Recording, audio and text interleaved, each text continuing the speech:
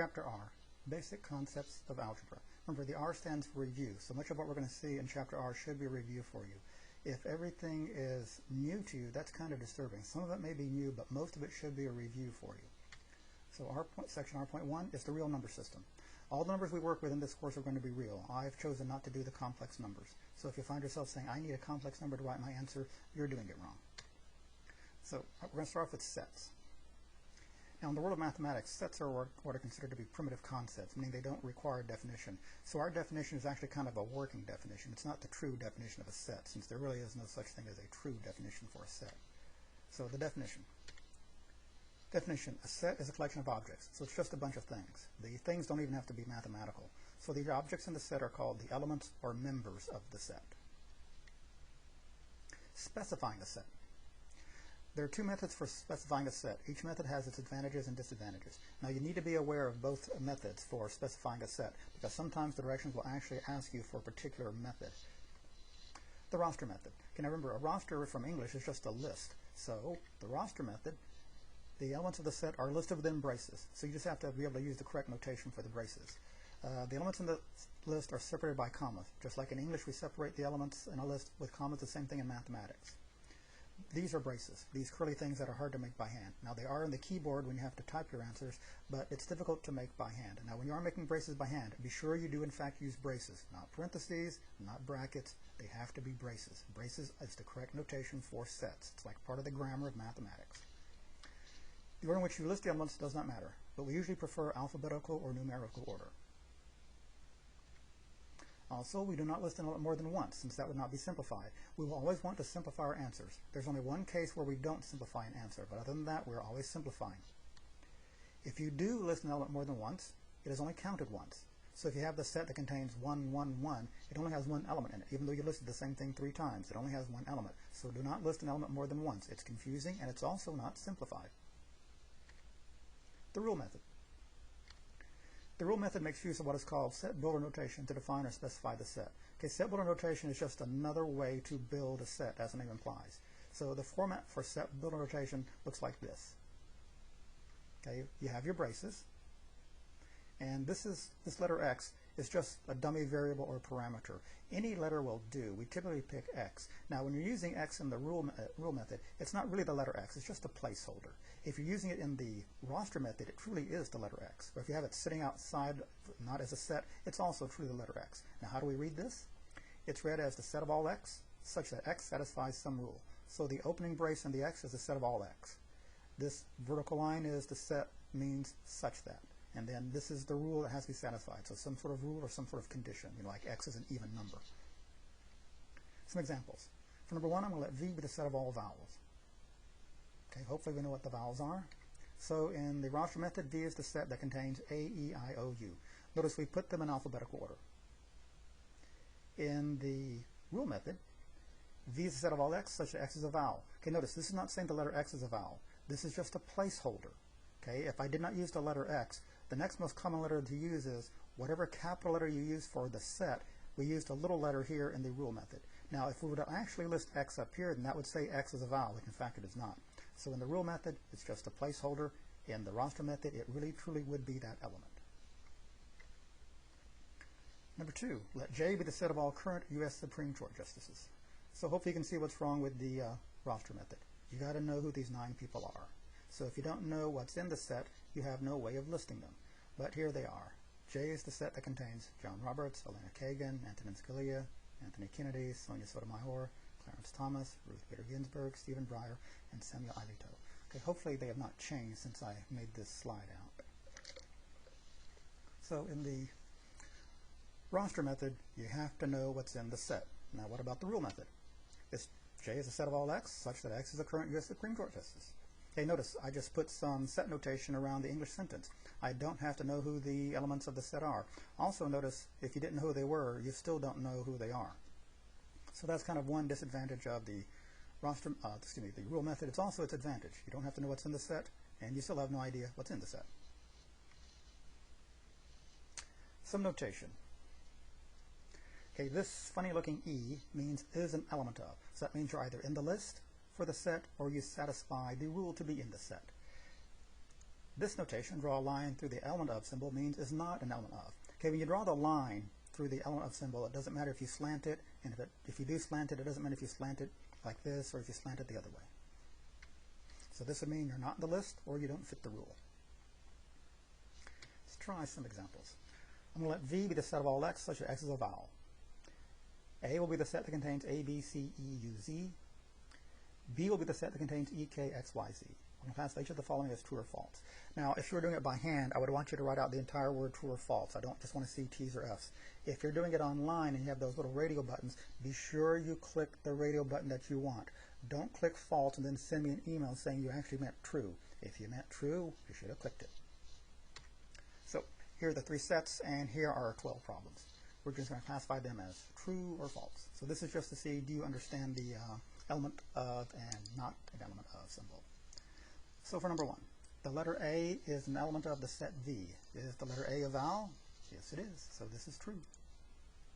Number 2, the letter A is an element of the set A. Is it in the list? Yes, so that's true. Number 3, the letter A is an element of the set B. Is it in the list for B? No, so that's false. Number 4, the letter X is an element of the set V. Okay, this truly is the letter X.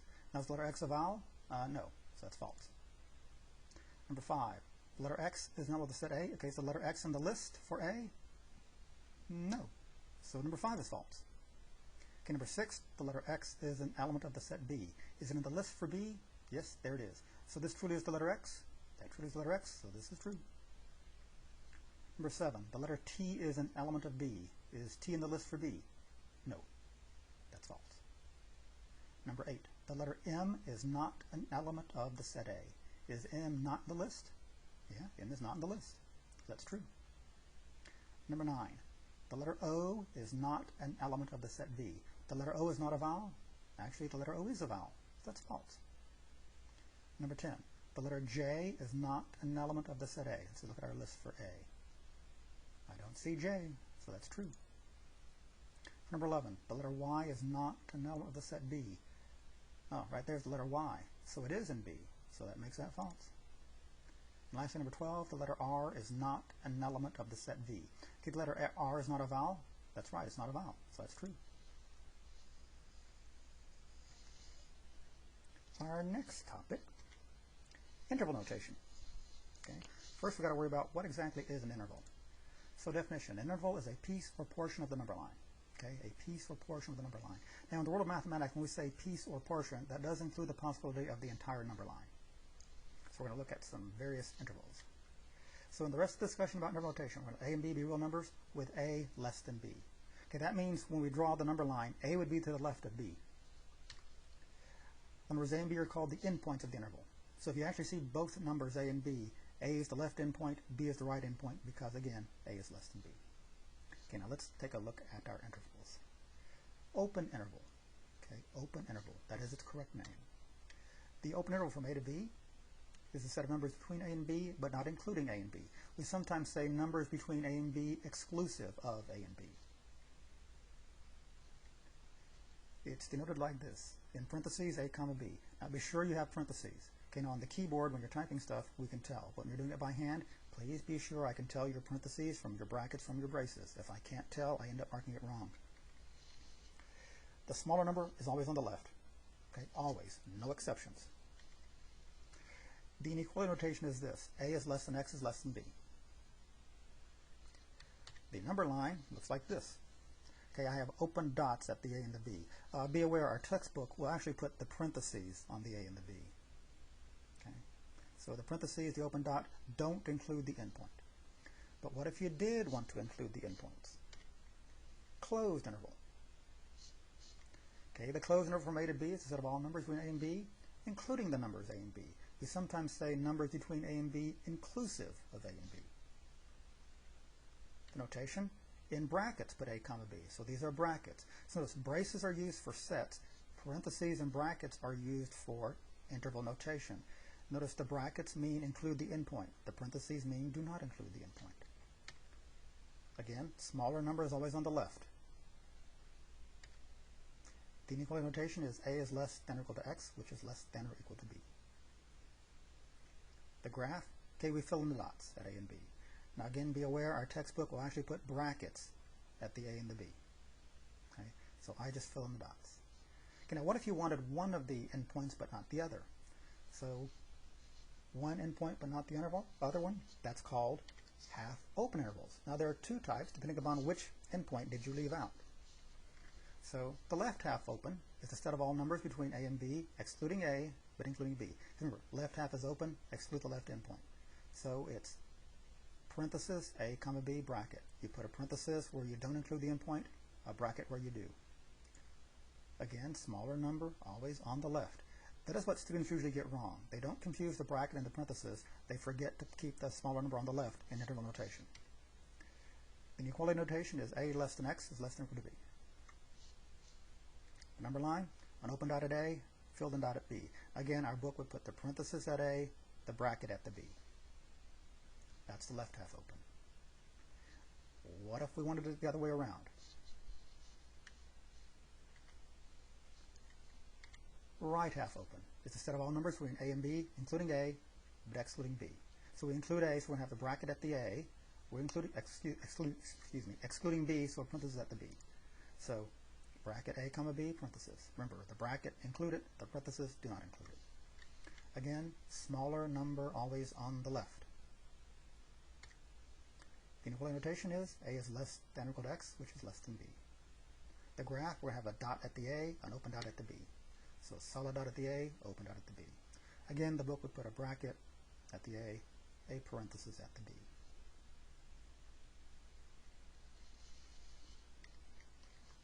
Now, the above four types of intervals are called finite intervals. Okay, we had the open, the closed, left half open, right half open. Those are finite intervals. They do not go on forever.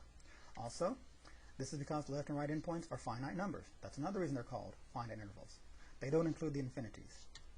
Now, we look at intervals where at least one of the endpoints will be one of the infinities, either minus infinity or infinity. You don't need to put the plus in front of the positive infinity. In fact, please don't. The minus infinity is furthest to the left. The positive infinity is furthest to the right. They're not really numbers. They're just symbols. So the names that I have given them are not their standard names. I need some way to distinguish all of them.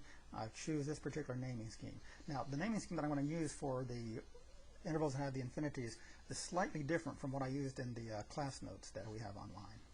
So the semi-infinite intervals. Now that is their correct name, semi-infinite, meaning only one of the infinities are used. So type 1a. Now that's not its standard name. It's just something I gave it. The notation is in parentheses A comma infinity. You will always have a parenthesis at the infinity. Always. Never a bracket. Always a parenthesis.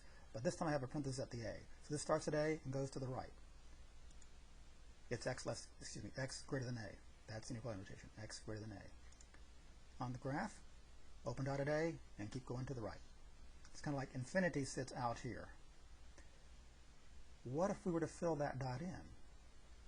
That would become x greater than or equal to, and that would have a bracket. Now remember, at the infinities, it's always a parenthesis, not at the brackets. You have to take more advanced math classes to actually see a bracket at the infinity. So type 2a. The notation is bracket A comma infinity. So this includes the A. So this is A, x is greater than or equal to A. The graph, I put the dot at the A, and it keeps going to the right. If I keep my variable on the left, the inequality symbol will point to the direction I'm supposed to be graphing. Now, the other two types. Type 1b. Notation is parenthesis minus infinity to b with a parenthesis. Remember, always having a parenthesis at the infinities. So this does not include b. It works its way up to b. So this is x is less than b. The graph, work our way up to b, open dot. If we fill this dot in, that becomes less than or equal to, and that then gives me a bracket at the b. Remember, always have parentheses at the infinities. So type 2b, minus infinity to b with a bracket at the b. So this is x less than or equal to b. There's your graph. Again, notice my variable is on the left. The inequality points to the left. My graph for the interval points to the left. So those are the semi-infinite intervals. Only one of the infinities is used. What if you used both infinities? Infinite interval. It's all real numbers. Okay, the infinite interval is all real numbers. It is the number line. Okay, it is the entire number line. There's its notation. Students often forget the notation for all real numbers. It's minus infinity to infinity in parentheses. It's kind of hard to imagine where would you have your answer be all real numbers, but sometimes it does happen. So again, the interval notation for all real numbers is minus infinity to infinity. Don't forget that. There's the inequality notation. Notice it looks kind of weird. We usually don't use the inequality notation. We either use the interval notation, minus infinity to infinity, or else the phrase all real numbers. Graphically, it is the number line. Okay, it is the entire number line. Let's try some examples.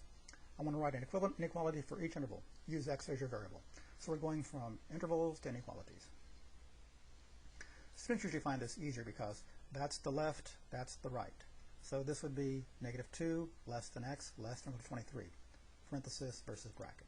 So -2 less than x less than or equal to 23. Okay, this one, it gets to be as big as 9, but goes all the way to the left. So this is just x less than 9. Okay, don't put the infinity thing over here. It's just x less than 9. For number 3, I'm going up to the infinity. And notice, I have a bracket at the -5, so it does include it. So x greater than or equal to -5. I've got brackets at both. So -12 less than or equal to x less than or equal to 0.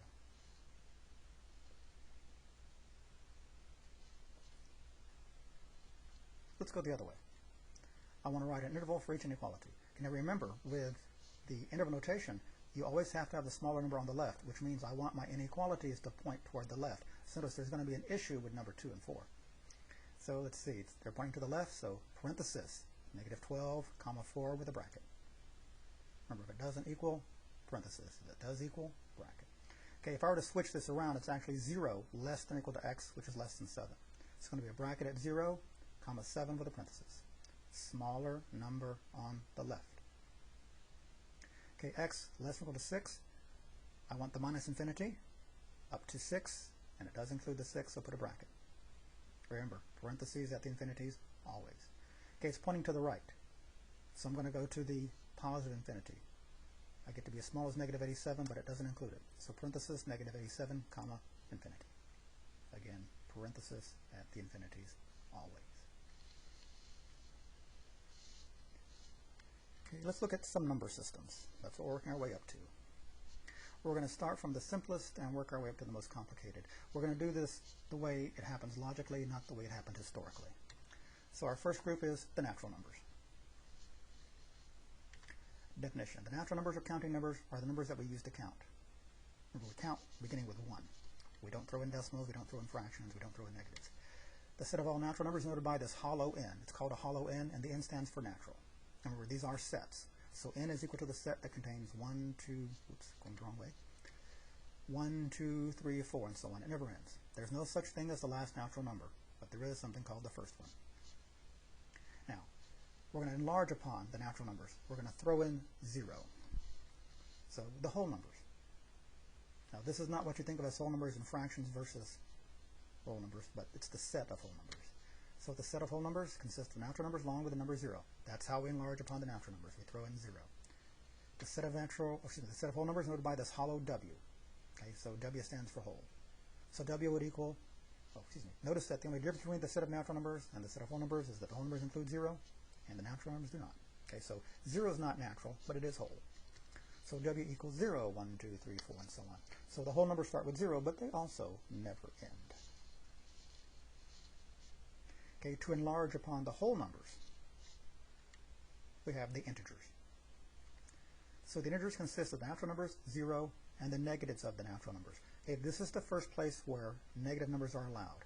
Now, we don't use I for integer because it's the Roman numeral 1. So we take something close to it, or we take a German letter for it.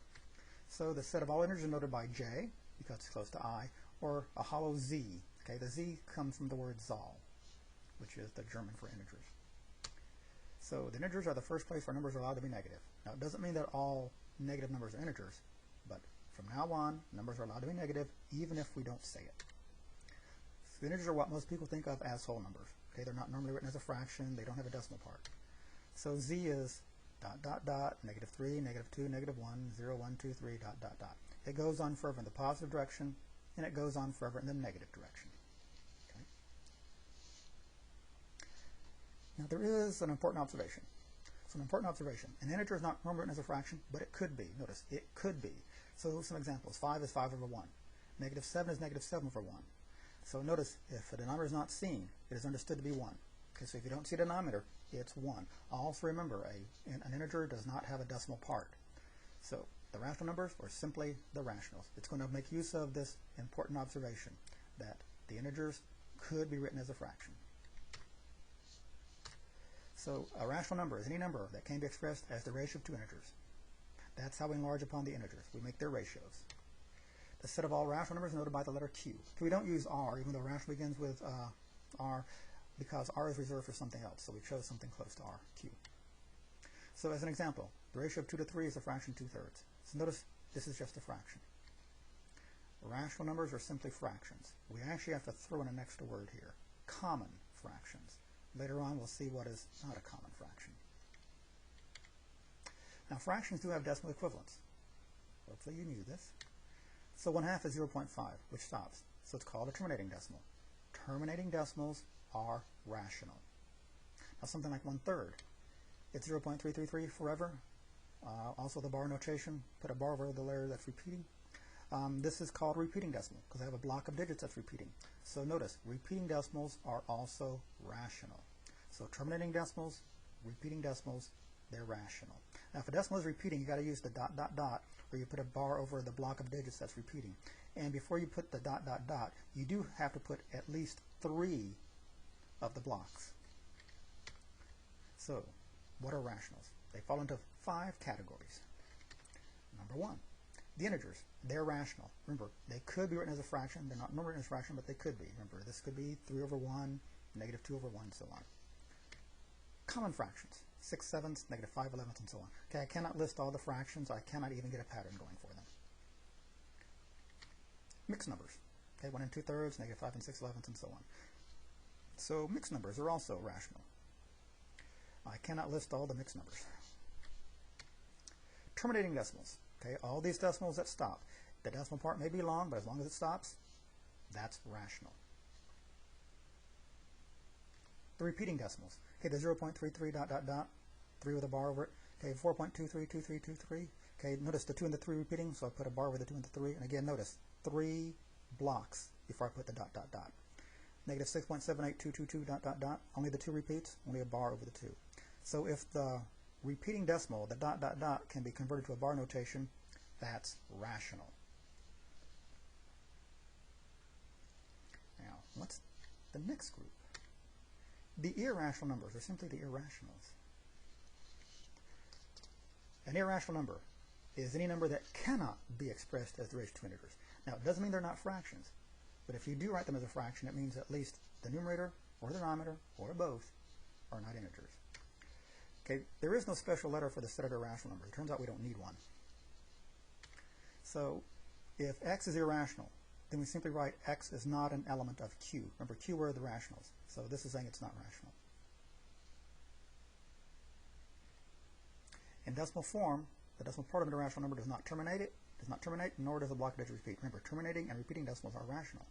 So that means the decimal version of these guys must look kind of weird. So the decimal form of an irrational number always ends in ... and it cannot be converted to the bar notation. Remember, if it can be converted to the bar notation, that's repeating, which makes it rational. Now, just like the rational numbers had some categories which made them rational, so do the irrationals. They have some categories for them. Categories for the irrational numbers. Okay, the first one, most roots and radicals, most of them. Square root of 2, square root of 3, square root of 5, and so on. Notice eliminated the square root of 4 because the square root of 4 is 2.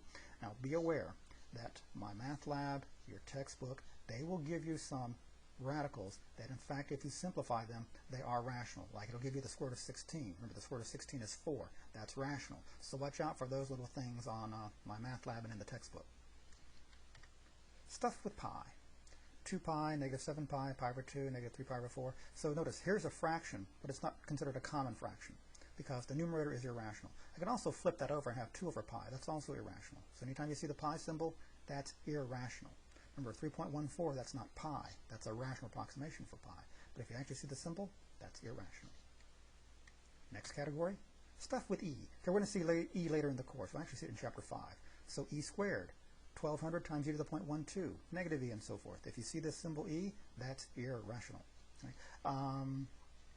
On your calculator, you should see an e to the x key. We'll actually be using that in chapter 5. And then number 4, category number 4, the long, funny-looking decimals. So 0.51, 551, 5551, 55551, and so on. Notice I'm getting one more 5 between the ones. Okay, there is a pattern, but there's nothing that repeats. Then this one, negative 0.24, 6, 8, 10, 12, 14, 16, and so on. I'm just writing the even numbers. So it'll never end, but there is no block that's repeating. So those are the irrationals.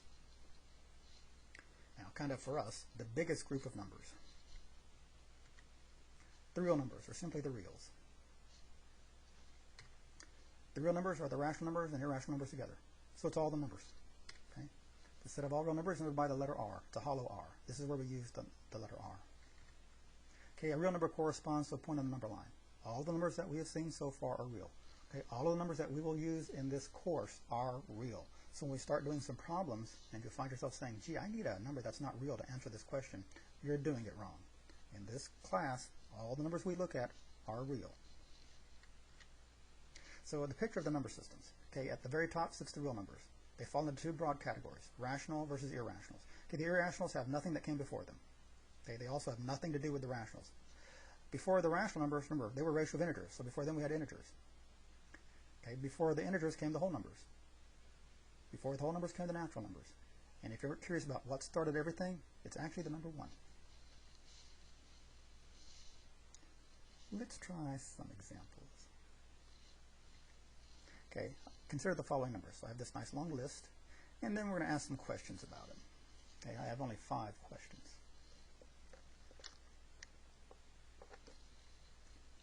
Number 1, excuse me. Number 1 is asking which of the above numbers are natural numbers. So let's just go down our list. Okay, negative 12.4, no.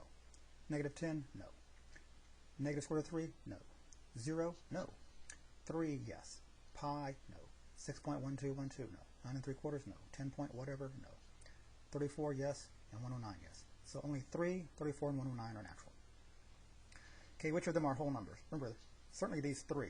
And the only difference between the natural numbers and whole numbers was that the whole numbers included 0. Is 0 in our list? Yes, it's right there. So which of them are whole? 0, 3, 34, and 109. For number 3, which of them are integers? Okay, now certainly these are integers. Are there any others? No. Okay, negative 10, yes. Negative 12.4, no. So add negative 10 to that list. So negative 10, 0, 3, 34, and 109. Okay, which of them are rational? Okay, remember, with rational versus irrational, there is no overlapping. It's usually easier to eliminate the irrationals. So if I eliminate the irrationals, the roots and the radicals, okay, that eliminates that guy. Stuff with pi, that eliminates pi. Okay, then the long, funny-looking decimals, because there are no e's up here. Okay, I got the 6.1212 versus this guy. The 1212 keeps repeating.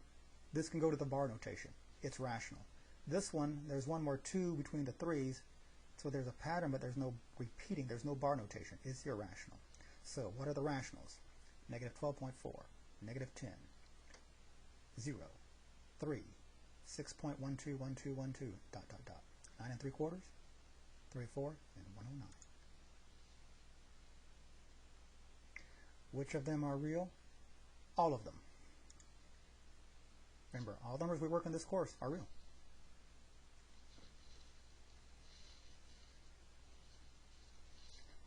Okay, our next little topic. Absolute values. Definition, let A be any real number. The absolute value of A, denoted like this thing. Okay, these are called the absolute value bars. They actually do exist on the keyboard of your computer. It's the shift of the key that's right above the enter key on most keyboards. It's the distance between A and 0 on the standard number line. Notice it's distance between 2 things. That means it's never negative. So the absolute value of A is greater than or equal to 0 for any number, for any A. Notice it's never negative. A great true false is absolute values are always positive. That's false. What is true is that they're never negative. Remember, 0 is neither positive nor negative. Most students think of as absolute values as make it positive. the it must be a single number. Now there is an absolute value key on your calculator, but it's kind of hard to find. It's very well hidden, so we don't use it very often. So the distance between a and b on a number line is absolute value of a minus b, which is equal to the absolute value of b minus a. If you actually want to do it the correct way, it's supposed to be larger minus smaller. Okay? Now don't forget the absolute values. Let's try some examples. Evaluate the following. So that means crunch it out to a number. Okay, now again, absolute values, students think of it as make it positive. So absolute value of negative 5, okay, make negative 5 positive, it's 5. And 5 is the distance between 0 and negative 5 on the number line. It's just that I'm going to the left, but that's what the distance is. Absolute value of 6.7 is 6.7. Make it positive. Absolute value of 5 is 5. Again, make it positive. Absolute value of negative 2/3, okay, make it positive 2/3. Please don't go to a decimal. It's 2/3. Next group of examples. Find the distance between each pair of numbers. Simplify your answers. In other words, do the math. Okay, for number 1, the distance between 9 and 34. Okay, so the absolute value of 34 minus 9. Or if you do 9 minus 34, you're going to get the same thing in the end. Okay, 34 minus 9, I get 25. And absolute value of 25 is 25. Now again, if you had subtracted the other way, you'd have the absolute value of negative 25, which is still 25. Okay. Number 2, absolute value of negative 11 and 45. It's going to be absolute value of 45 minus negative 11. Okay, minus minus is positive, so I have absolute value of 56. Absolute value of 56 is 56. Again, don't leave it like this. Don't leave it like this. Crunch it down to a number. Number 3, the distance between negative 56 and negative 9. It's going to be absolute value of negative 9 minus negative 56. I'm going to get absolute value of 47, which is 47. When it's all numbers, simplify and evaluate amount to the same thing. Crunch it down to be a single number.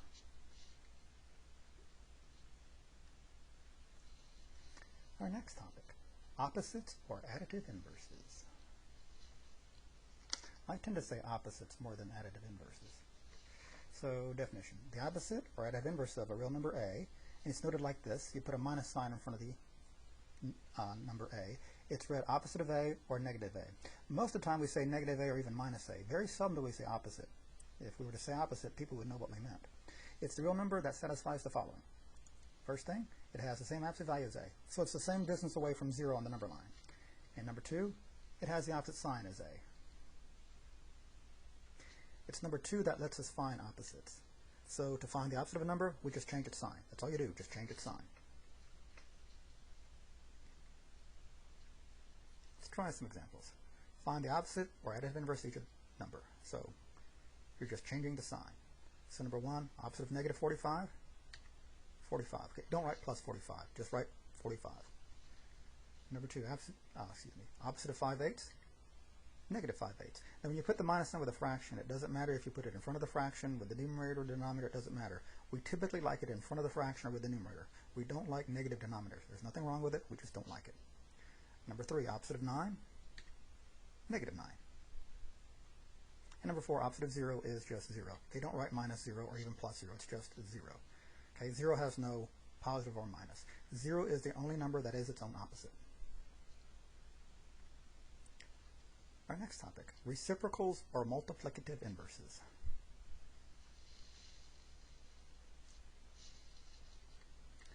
Definition, let a be a non-zero real number.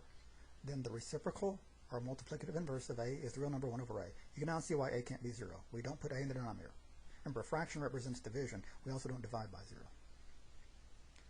So note, to find the reciprocal of a number, we simply flip it over or invert it. Okay, before you flip it over, it has to be a fraction. Okay, don't invert a decimal like 1.2. Don't say its reciprocal is 1 over 1.2. You first got to make 1.2 a fraction and then flip that fraction over. So some examples, find the reciprocal or multiplicative inverse of each number. Okay, our first one, we got 6. Remember, that's technically 6 over 1. If you don't see the number, it's 1. So you flip it over, 1/6. Number 2, reciprocal of negative 3/4. Okay, again, flip it over, negative 4/3. Okay, again, the minus sign, I put it in front of the fraction or with the numerator. Okay. The reciprocal of 1/3, okay, it's 3. Don't write 3 over 1. Remember, denominators of 1, they're not going to be simplified. It's just 3. and the reciprocal of 1 is 1. Okay, again, don't write 1 over 1. Don't write denominators of 1. It's not simplified. Okay, the number 1 is its own reciprocal, as is the number negative 1. 1 and negative 1 are their own reciprocals. The properties of the real numbers. Okay, out of these properties, we do get questioned about them in my math lab for homework, but there's one that we really have to do well on it for even tests. Okay, and when we look at that, that will be actually be at the last property that we look at. So most of these properties you're already aware of, but you may not have known their names. Okay, I would like you to learn their names. So for most of the properties, there are two versions, one for addition and one for multiplication. For the properties, I'm going to let A, B, and C be real numbers. So these are sometimes called the field axioms for the real numbers, or the laws of real numbers. Okay, the first one, the commutative property, comes from the word commute, as in commute back and forth from work to home. It says A plus B is equal to B plus A. The order in which you add does not matter. Okay, hopefully you knew that. Okay, it would be a real tragedy if the order in which you add did matter. A times B is B times A.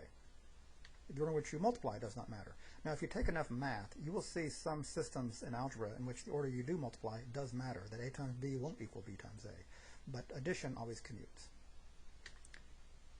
Associative property. Okay, now our operations are what are called binary, meaning we only work with 2 at a time. So what if you have 3 or more? A plus B plus C is A plus B plus C. Notice the parentheses moved. The order stayed the same. Remember, order is commutative, but if just parentheses move all in one operation, that's associative. So when adding 3 or more numbers, it does not matter which 2 you start with. And for multiplication, A times BC is AB times C. Again, the parentheses move. The letters are still ABC. So when multiplying 3 or more numbers, it does not matter which 2 you start with.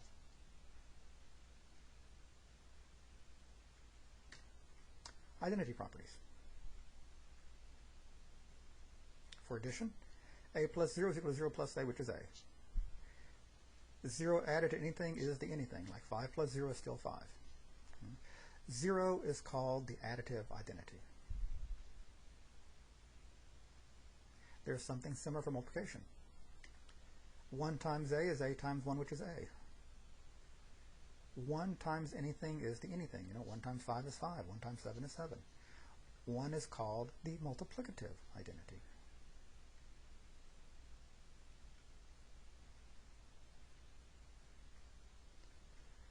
The identity property for multiplication is also saying that if you do not see a coefficient, a number in front of a letter, then it is understood to be 1, as in x is equal to 1 times x. So don't ever write 1 times x. So warning, never write something like 1 times x. It's not simplified. Remember, 1 times x is x. I seem to have lost my part here. Inverses. Okay, we've actually seen these. A plus negative A is equal to negative A plus A, which is 0. The sum of a number and its opposite is 0. Notice the sum of a number and its opposite, or its additive inverse, is the additive identity. A times 1 over A is equal to 1 over A times A, which is 1, provided A is not 0. Remember, you can't have 0 in the denominator. The product of a number and its reciprocal is 1. Remember, 1 was the multiplicative identity. Again, those properties, it's great if you know them. We have a few questions on them, but they're not really life-threatening. This next property is the one that's really important. The distributive property. This is the one that you really, really need to know. It's the one that you might mess up on. A times B plus C is AB plus AC. Notice this side is addition is inside the parentheses with multiplication outside. For this one, you do the multiplications and then do the addition. When reading the distributive property from left to right, okay, what I mean by reading it from left to right is the left-hand side is the problem, the right-hand side is the answer. It is called distributing A. The usual thing that goes wrong with the distributive property is failure to distribute a minus sign. When reading the distributive property from right to left, meaning this right-hand side is the problem, you write the left-hand side as the answer. So you put the parentheses back. It is called factoring out a common expression or factoring out A. For now, meaning while we're in this early part of Chapter R, we will call both versions using the distributive property. It's not until later on that we begin using the word factoring. I think that happens in section R.4.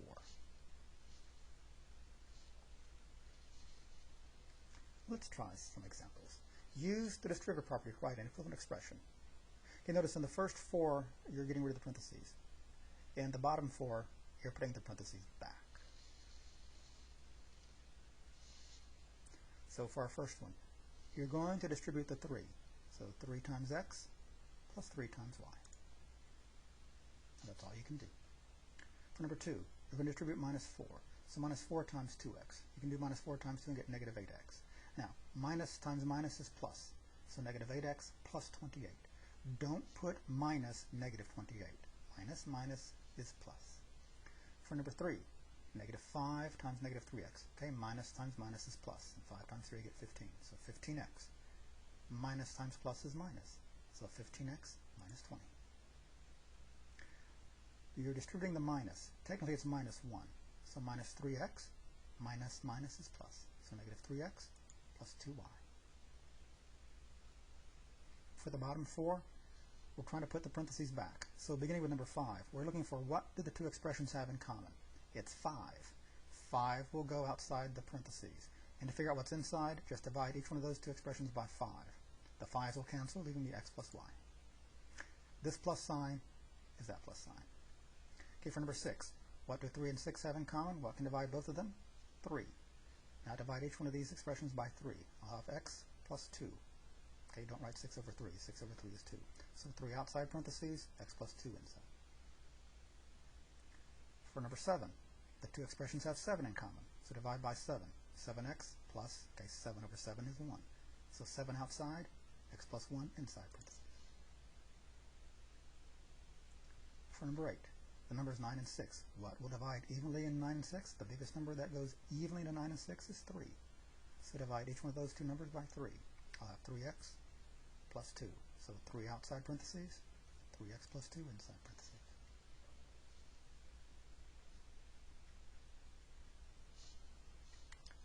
Some warnings: never write plus minus, minus plus, or minus minus in your final answers, even if you use parentheses. They're not simplified. Now you can write them along on your way to the final answer, but don't write them as your final answers. So 6 plus negative x is 6 minus x. Plus minus is minus.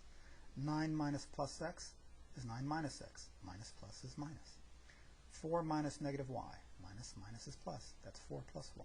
So if you write any of the above as part of your final answers on homework and or tests, they'll be marked wrong. Remember, you're always supposed to simplify, except for one group of problems where we don't. There's only one group of problems where we don't simplify.